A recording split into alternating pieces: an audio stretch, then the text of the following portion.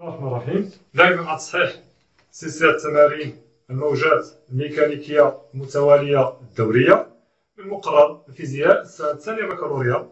وصلنا الآن للتمرين الثاني من السلسلة. معطيات التمرين كتقول: يلتقط الصوت الوارد من مكبر الصوت بواسطة الميكروفونين M1 و M2 المرتبطين بالمدخلين Y1 و YA و YB لرسم التذبذب.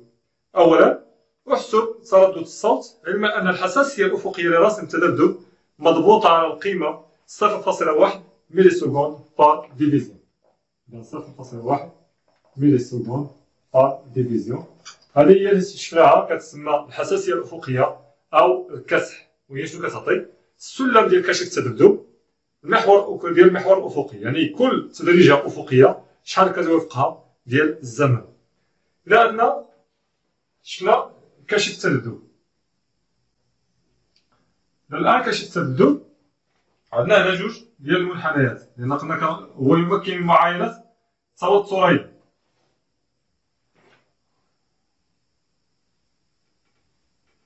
هو يمكن من معاينة توترين في نفس اللحظة. قال احسب التردد. إذا هنا من التردد شنو هو؟ هو المقلوب ديال الضوء. إذا من كشف التذبذب كنقدروا نخرجوا الضوء، لأن كشف التذبذب نقدروا نخرجوا منه تي، لأن كيعطينا تغيرات ديال استطالة نقطة واحدة من وسط الانتشار، يعني داك النقطة في موضوع الميكروفون أ والنقطة في موضوع الميكروفون ب. إذا هذا كيعطينا التغيرات ديال الاستطالة ديال نقطة واحدة، إذا غنقدروا نخرجوا منه الضوء تي. كنمشيو للمنحنى وكنشوفوا القيمة القصوى مع القيمة القصوى، ولا القيمة الدنيا مع القيمة الدنيا، على حساب القيم اللي مقروءة مزيان، وكنحسب شحال من تدريجة أفقية، شحال من كارو كاين، ومن بعد كنضربوه في الحساسية الأفقية كنلقاو الضوء. إلا درنا العملية هذه غنمشيو تما للتسجيل وغنلقاو بأن عندنا 1 2 3 4 5. إذا 5 ديال التدريجات. إذا من خلال أولا حساب تردد.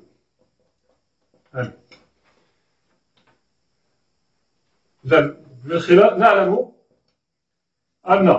أن كتساوي المقلوب ديال الضوء، ومن خلال الشكل لدينا تي اش كتساوي.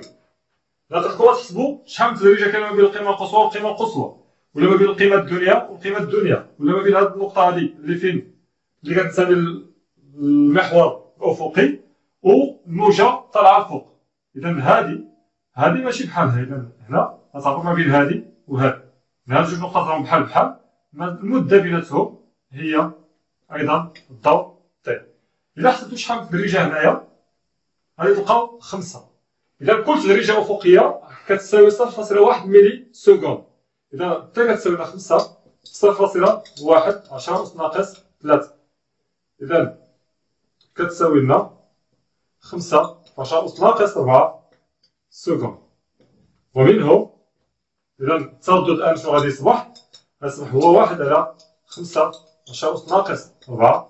إذا كتساوي لنا 5000 هرتز، لا 2000 تساوي 2000 هرتز. السؤال الثالث قال: الأفصولان X1 و X2 للميكروفونين ممعلمين على المسطرة. عندما تكون X1 تساوي X2 تساوي 0 نلاحظ منحنيين جيبيين على توافق في الطور. نحتفظ بالميكروفون M1 في موضعه ونزيح تدريجيا الميكروفون M2. عندما يأخذ X2 القيمة X2 كتساوي 17.56 يصبح المنحنيان من جديد على توافق في الطور. احسب سرعة الصوت في الهواء. إذا العملية هذه ديال تحديد سرعة الصوت باستعمال ميكروفونين مهمة وخصكم تعرفوا المبدأ ديالها. إذا التركيب كيكون على هذا الشكل، كيجيو لهنا وكيديروا واحد المنبع صوتي، مثلا مكبر صوت، كيجيو لهنا في الطريق ديالو كيديروا الميكروفون الأول، ومن بعد كاين ميكروفون 1 وميكروفون 2. إذا هذا أ وهذا ب، وكيربطوهم بكشف التذبذب. إذا هذا كيمشي للهيكل وهذا كيمشي للمدخل، ونفس الشيء بالنسبة لهذا، واحد كيمشي للهيكل وواحد كيمشي للمدخل. هنا في الشاشة ديال كشف التذبذب واحد المنحنى كيسجل الإشارة الملتقطة من طرف الميكروفون A، والمنحنى الثاني كيسجل الإشارة الملتقطة من طرف الميكروفون B. إذا فاش كيكونوا الميكروفونين في نفس المكان، إذا حالة تشوه النقطة A والنقطة B هي نفسها، إذا الإشارة الكهربائية اللي كتنتج عليهم كتكون هي نفسها، كنلقاو بين المنحنيات كيكونوا متطابقين، يعني كيهتزوا على توافق في الطور، تقريبا نفس المنحنيات. لا بقينا حتى ديكاليناهم بحيث انهم يصبحوا متطابقين، غنلقاوهم متطابقين. صافي. شنو كيديروا؟ كيخليو واحد الميكروفون في المكان ديالو وكيزيحوا الميكروفون الثاني فوق المسطره. اذا كيبداو يزيحوا داك الميكروفون الثاني، اذا فاش كيديروا هاد العمليه هادي المنحنيات كيبداو يديكالاو، مكيبقاوش متطابقين، حتى كنلقى بان المنحنى كيصبح على هاد الشكل، كيبقى يديكالا حتى اش كنديرو حنا؟ كنبقاو نزيحو حتى كنوصلو لواحد المكان المنحنيات مالهم، المنحنيات كيصبحوا متوافقين على الطور. اذا المنحنيات كيوليو متطابقين من جديد، كنبقى نزيح الميكروفونين حتى كنلقى بان المنحنيات صبحات من جديد على توافق في الطور. اذا هذا اش كيعني؟ الميكروفون ب دابا الان المنطقه فين كاين الميكروفون ب والمنطقه فين كاين الميكروفون ا كيدير الحاله الاهتزازيه ديالهم، يعني عنده نفس الحاله الاهتزازيه. اذا هاد النقطه من وسط الانتشار، هاد الهواء اللي هنا، هاد النقطه وهاد الهواء اللي هنا عندهم نفس الحاله الاهتزازيه. المسافه اللي كتفصل جوج نقاط من وسط الانتشار عندهم نفس الحاله الاهتزازيه. اش كتساوي؟ كتساوي لوندا.